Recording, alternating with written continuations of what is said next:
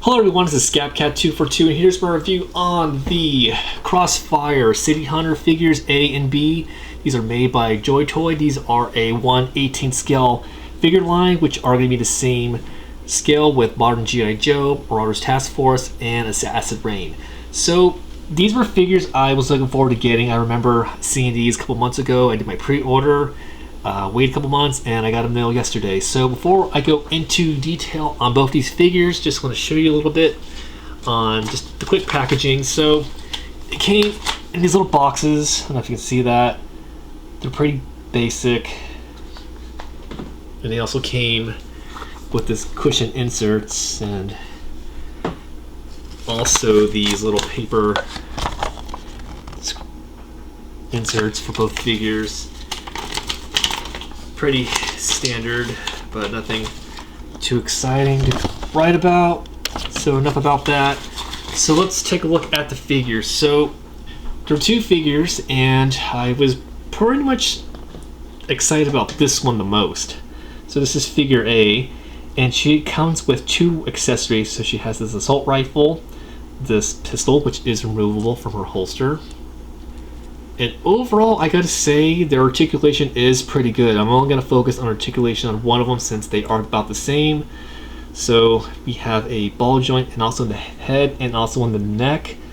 So it can move and there's the ball joint right there. So you're not gonna really look down too much. Ball joint in the shoulders. Let's move side to side. Ball joint in the elbows. We have a wrist articulation. We have multiple articulation on the waist. So we have ball joint there, goes far back, does a bit of side to side. Ball joints in the legs. Don't really do splits, but they kick up pretty decent. Double joints in the knees. They go really far back. We have a really good ankle pivot.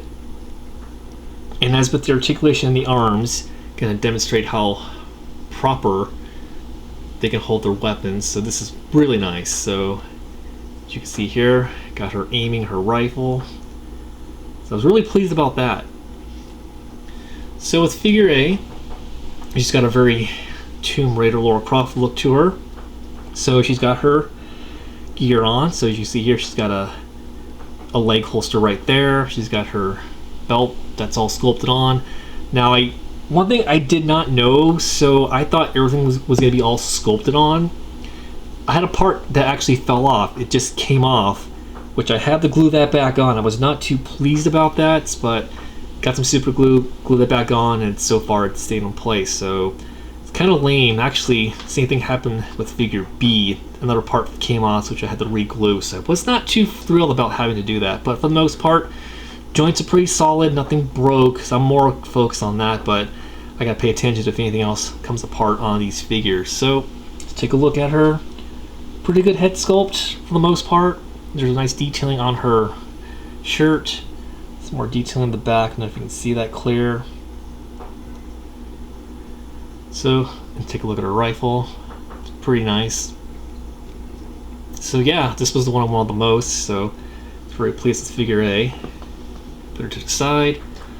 On to figure B. So this one I thought was pretty good. Not my favorite, but I prefer A over this one. But she has a jacket, kind of a similar rifle in design, has another pistol in a holster in the back. This one didn't really fit properly, kind of just sticks out. I didn't want to put too much force in that because I'm afraid of breaking that off, so just gonna hang like that. So some nice detail in the back. Let's take a look at her. So yeah, pretty good head sculpt on these. You can see that clear. It's got a really nice digital camo patterns on her pants. So same range of movement on figure A, so pretty much about the same on her. And as for the other things that came packed with them, so I was a little bit confused onto what these were. So they did come with their hands. Apparently these are extra joints. Now, I did some research and apparently the reason why they come with extra joints if in case those parts break off. That's nice, but at the same time is, you know, you should make your figures durable and sturdy, so that way you don't have to send your customers extra parts to fix that. So Joy Toy should make a note of that.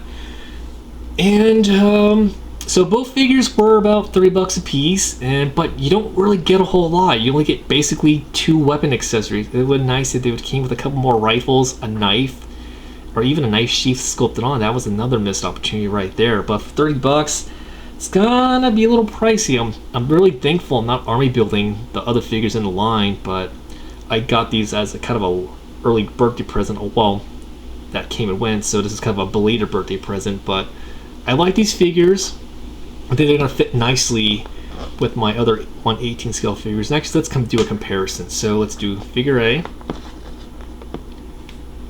next to a modern G.I. Joe, a Marauders Task Force figure. It's kind of tall.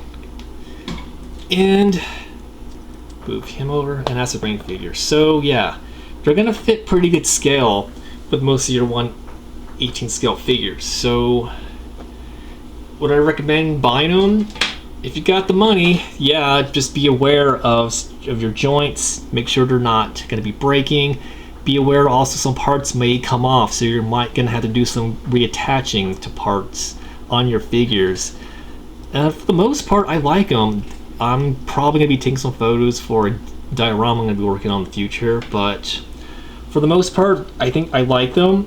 Just be aware of some of the flaws these figures present, but if you're into the scale figures, I recommend picking them up. They're available online in multiple online action figure stores. So that is my review on the Joy Toy Crossfire City Hunter figures A and B, and I hope this has been very insightful.